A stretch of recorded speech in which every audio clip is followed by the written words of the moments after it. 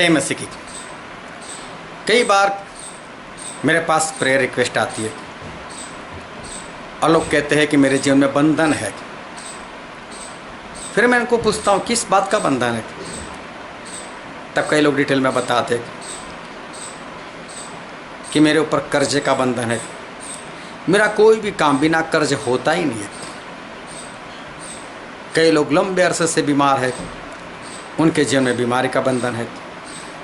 कई लोग व्यभिचार में फंसे हैं, उनके जीवन में व्यभिचार का बंधन है।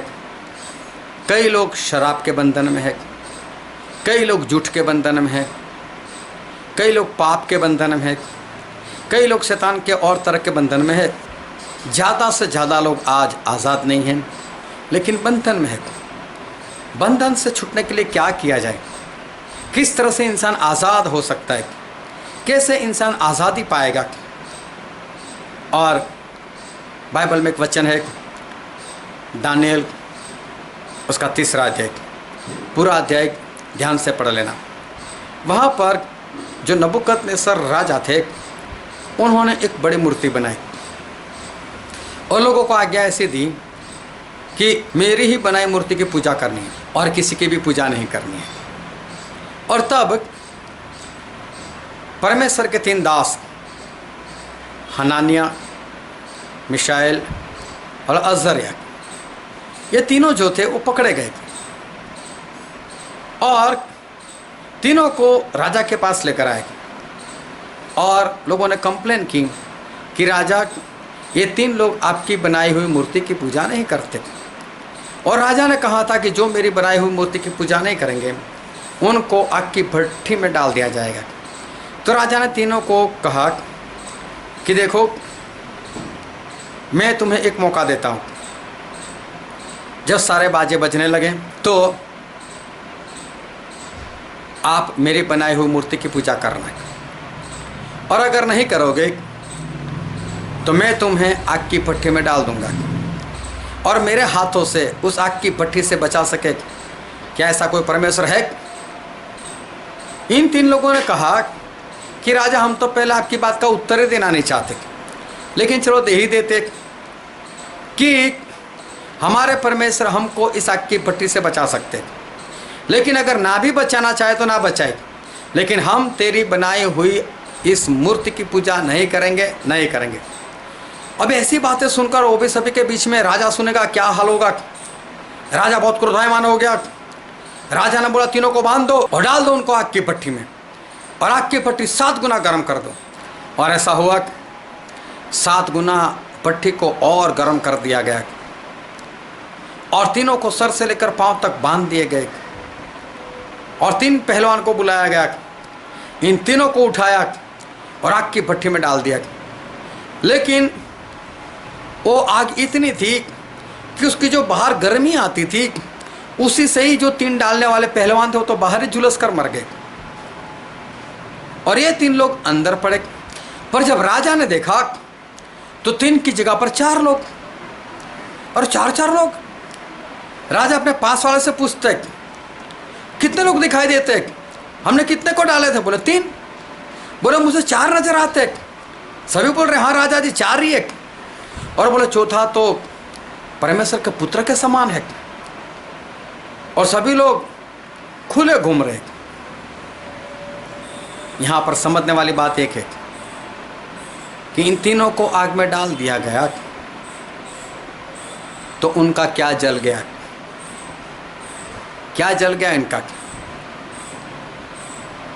कुछ नहीं, कुछ जल गया। और मालूम है क्या जल गया? इनको बांध कर डाला था और उनके जो बंधन थे ना, वो बंधन जल गए। और देखो बाकी कुछ भी नहीं जला, ना इनके कपड़े जले, ना इनके बाल जले, लेकिन बंधन जल गए। इसका मतलब ये हुआ कि आपके जीवन में जो बंधन है उससे आज़ाद होना चाहते हो, आग में जाना पड़ेगा। आग में जाओगे, बंधन जल जाएगा, टूट जाएगा, निकल जाएगा और आप आज़ाद हो जाओगे, जिस तरह से तीनों आज़ाद हो गए। और आग क्या है मालूम है? पहला पत्र उसके 4 के 12 में लिखा है, और तुम्हारे ऊपर अग्नि के समान जो दुख आते हैं परमेश्वर के नाम से, परमेश्वर में चलने के कारण जो हमारे ऊपर दुख आते हैं, और उस दुख को पतरस ऐसा कहते हैं, आग के समान दुख। जब हमारे जीवन में दुख आते हैं, मुसीबत आती है, परमेश्वर में चलने के कारण हम परमेश्वर को पुकारते, परमेश्वर ये क्या है, परमेश्वर मुझे यहाँ से निकालो। और देखो, जब हमारे जीवन में ऐसे दुख की आग आती है, तब परमेश्वर हमको बताते कि तेरे अंदर अभी ये कमी है, तेरे अंदर वो कमी है। अय्यूब बहुत दुख मुसीबत आई और परमेश्वर ने आकर अय्यूब को डांटा कि अय्यूब उठ, अपने कमर को बांध, और तू मेरे विरोध में बोल रहा है। जब मैंने धरती बनाई तब तू कहाँ था? जब मैंने इस धरती की नींव डाली तब तू कहाँ था? मुझे उत्तर दे। और अय्यूब के पास कोई उत्तर नहीं था। अय्यूब को पता चला कि परमेश्वर ही सब कुछ है, और उसने अपनी गलती मानी कि हाँ परमेश्वर, मैंने आपके विरोध में बोला है। अय्यूब को ऐसा था, मैं बहुत ही धर्मी था, भी धर्मी, नहीं उसका घमंड नहीं होना चाहिए। मैं विधवाओं को खाना खिलाता हूँ तो उसमें कौन सी बड़ी बात है, करो, जाहिर क्यों करते हो।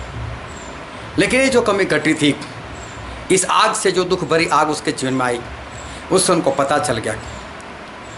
और जैसे ही उन्होंने क्षमा मांगी, जैसे ही बलि चढ़ाया, अपने मित्रों के लिए प्रार्थना की, नफरत निकाल दी, और देखो परमेश्वर उनको चंगा कर दिया।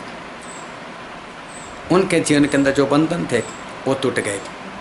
आपके जीवन में भी जो भी बंधन है, उसके लिए आग मांगो परमेश्वर से।